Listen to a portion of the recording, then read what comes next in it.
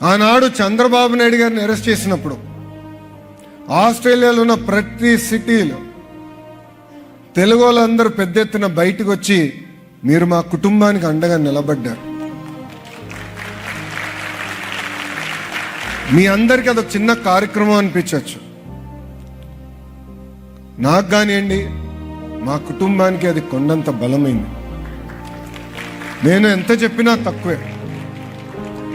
నా ఇప్పుడు కూడా బాగా గుర్తు, బ్రహ్మి అని నన్ను అడిగింది, గౌరవంగా బతికే వాళ్ళం చూడు ఇలాంటి పరిస్థితి వచ్చింది, ఈ రాజకీయాలు మనకు అవసరమా అని అడిగింది. కానీ ఎప్పుడైతే మీరు అందరూ వచ్చి మాకు అండగా నిలబడ్డారు, హైదరాబాద్లో మీరు అందరూ చూస్తుంటారు గ్రాటిట్యూడ్ కాన్సర్ట్, 45,000 మంది వచ్చి ఆ రోజు మనకు అండగా నిలబడ్డారే, ఆ రోజే నేను చెప్పా బ్రహ్మికి దిస్ ఈజ్ వర్త్ డూయింగ్.